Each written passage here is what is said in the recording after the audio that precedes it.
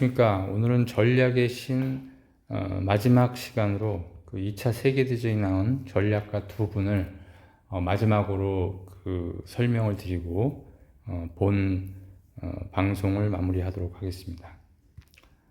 우선 그 세 번째 인물로 그 기존에 그 저희가 롬멜 장군하고 그 몽고메리 장군에 대해서 저희가 연구를 했는데 이번에 그 세 번째 인물은 미국의 군 장성인 조지 패튼 장군에 대해서 한번 연구해 보도록 하겠습니다.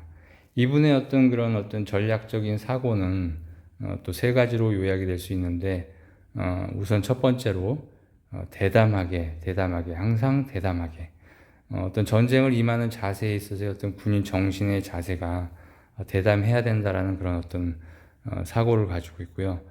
전쟁에서는 이기거나 승리하는 게 아니고 이기거나 죽는다라는 그런 어떤 굉장히 극한 그런 상황에서의 반드시 그 목표를 달성해야 된다는 그런 사고를 가지고 있습니다.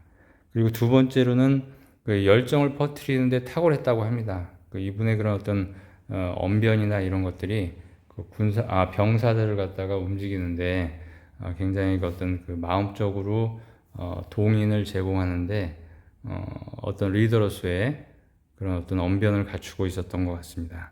그래서 1파인트의 그 땀이 1갤런의 피를 구한다라는 이런 어떤 또 유명한 말을 남기고 그만큼 어떤 열정이라든지 어떤 전쟁에 임하는 그런 어떤 자세 이런 부분들이 어떤 생명과 직결해 가지고 사람의 생명을 구한다라는 그런 어떤 또 말을 했던 것 같습니다. 그리고 마지막 세 번째로는 그 지휘관의 그 위치는 최일선이라는 뭐 요즘 경영에서도 어떻게 보면은 각 리더들이 어떤 현장에서 솔선수범하는 그러한 어떤 자세들을 보여야 된다는 말들이 있는데 이분 역시 그 현장 중심의 병사와 어떤 동고동락을 하는 그런 어떤 자세로서 군인적 사고를 갖추고 있었던 것 같습니다.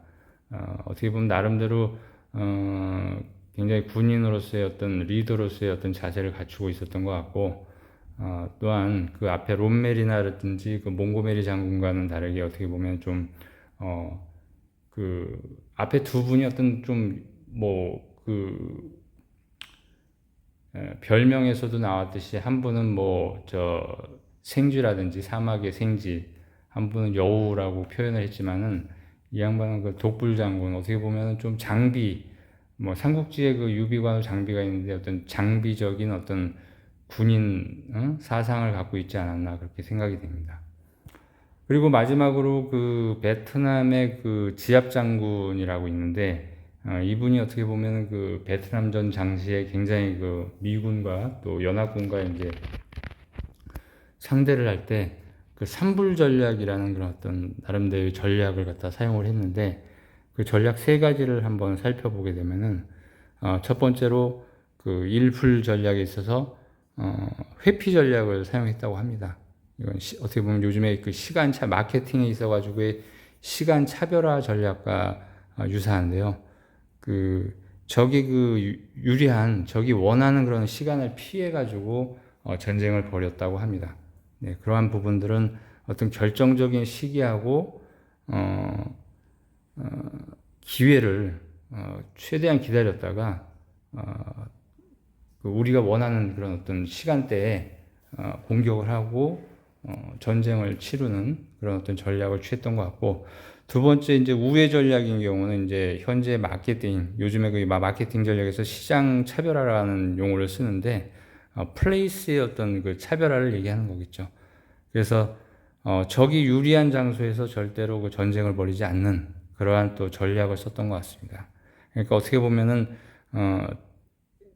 최소 자원으로 그런 어떤 치명적인 그런 공격을 하기 위해서 적이 그 원하지 않는 그런 어떤 시기에 또는 장소에서 전쟁을 치렀던 것 같습니다.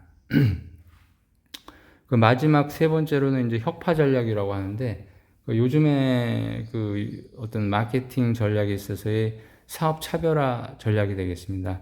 어떻게 보면 디스트럭티브 어떤 혁신을 갖다가 얘기하기도 하는데요.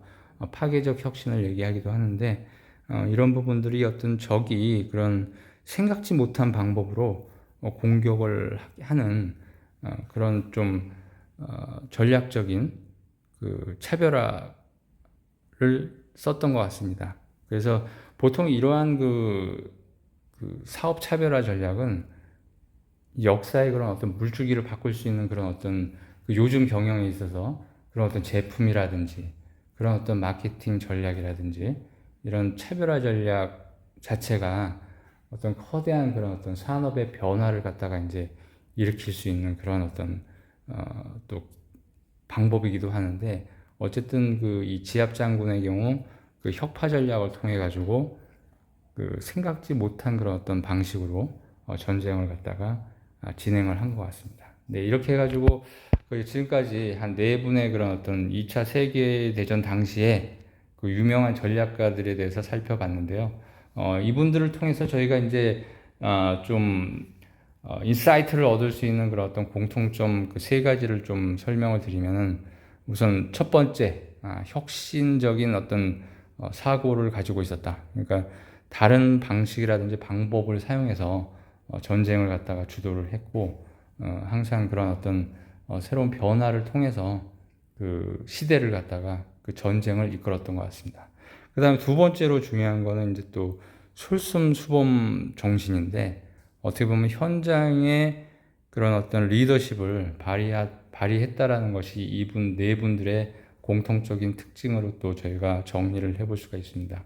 요즘 그 회사에서 또 임원분이라든지 사장님이라든지 또 리더의 위치에 있는 분들은 어떻게 보면 관리를 또 잘 해야 되기도 하겠지만은 전략도 잘 짜고, 어떤 직원들의 근데 현장에서 고생하고 있는 그 직원들을 갖다가 잘 관심 있게 지켜보고 또 찾아가 보고, 또 현장에 또 어려운 점들이 있으면은 또 해결을 직접 해주고 현장에서 바로 의사결정하는 모습들을 또 보여주는 것도 굉장히 중요하다고 생각이 됩니다. 뭐 전쟁이라는 그런 어떤 굉장히 그 위급한 상황에서의 그 현장에서의 어떤 그 리더가 일단 물러나 있거나 어떻게 보면은 솔선수범하지 않는다면 그 전쟁은, 그런 비즈니스는 반드시 이제 실패를 할 수밖에 없는 그런 또 구조적인 또 그 문제를 가지고 있습니다. 뭐 과거에 저희 그 이순신 장군 같은 경우도 굉장히 맨 그 전선에 앞에 서 가지고 진두지휘를 한 모습을 볼 수 있는데, 그러한 부분들이 이러한 어떤 서양에서도, 서양의 유명한 전략가적 구인들에게서도 그러한 점들을 저희가 확인할 수가 있었고요. 마지막으로 이제 목표 달성입니다. 직무의 그 이제 군인이라는 그런 직무에 투철한 사고 방식을 가지고, 사고 정신을 가지고 직무에 굉장히 충실을 한 그러한 이제 모습들을 보여줬다는 점에서 이 네 분들의 공통점을 저희는 이제 찾아볼 수가 있고, 이번 그 방송을 이렇게 마치도록 하겠습니다. 네, 지금까지 시청해 주셔서 감사합니다.